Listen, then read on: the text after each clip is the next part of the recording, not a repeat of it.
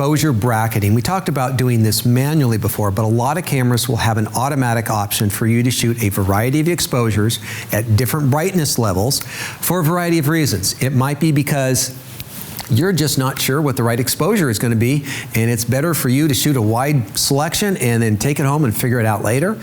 Some of you, though, might be using HDR photography, where you're combining photographs of different exposure values into one completed photograph. So when it comes to exposure bracketing, there is often a lot of different options. So I'm going to tell you what some of these options are, and then what I recommend and what I use for my photography at least. So you can shoot anywhere from 2 to 9 exposures in these automated bracketing modes. Now you can manually bracket if you want, but automatic bracketing is kind of nice, because what happens is that when you press down on the shutter release, if your camera's in the continuous motor drive, it fires through all the shots as quickly as it can and then stops. So it'll do all 5 shots, for instance, just boom, boom, boom, boom, boom, and then it stops right away. And in every one of those, it's changing everything that it needs to adjust. So it can be very quick and easy to work with. And so we have 3 exposures, which is kind of a traditional bracket, but now people are doing all sorts of things with their images, and so you can go from 5, 7, all the way up to 9 exposures. The exposure increment, how big a difference from one image to the next do you want? With modern digital cameras, it makes very little sense to bracket by 1/3 of a stop. There is so little difference, you're not going to see much difference. You can adjust modern digital images quite a bit, and so most photographers are bracketing by 1 to 2 stops between exposures. The shooting mode, you can be in program, shutter priority, aperture priority, or manual in this case, and it depends on what you're doing. I tend to like aperture priority here. If you want, you can add exposure compensation onto the mix. If you're capturing 3 images and you don't want the middle image at 0 EV, you could dial it up to +1 or down to -2 or wherever you want, so that you're getting that group of images either brighter or darker than necessary. And you might need to do that depending on the situation that you're in. The drive mode can be in single or continuous. I often like it in continuous for the reason that I mentioned, is that the camera will shoot to it very quickly and just automatically stop.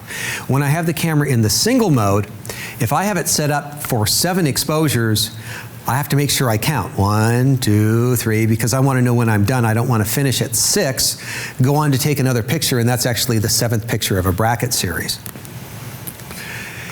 Some cameras will give you the option of auto cancel.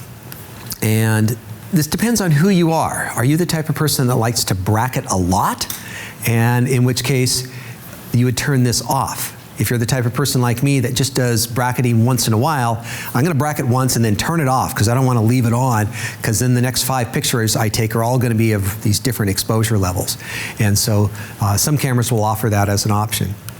Some of the more advanced cameras will also give you the option of which order that you can shoot these images in.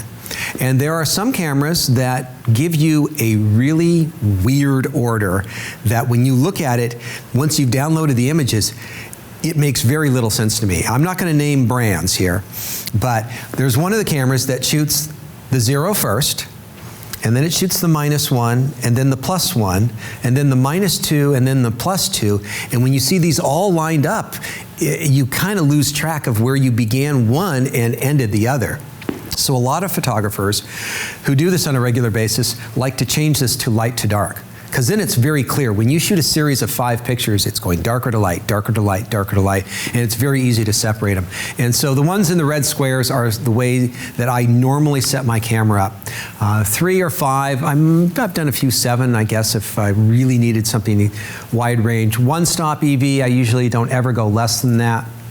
I like aperture priority because with a bracket series of photographs, this generally only works with non-moving subjects. Because if it moves, it's going to be in a completely different place in every single photograph. And so this works for static type shots, landscape, architecture type shots, and depth of field is usually more important in those types of images. And so aperture priority works well. I'll normally have the exposure compensation in the middle. Auto cancel on, that's just because I don't shoot a lot of bracketing. If you are doing a lot of bracketing and you're working on, let's say you're working real estate and you're photographing a house and everything you shoot is a 7-stop bracket series, turn that auto cancel off so that you don't have to keep going back in and turning that feature on.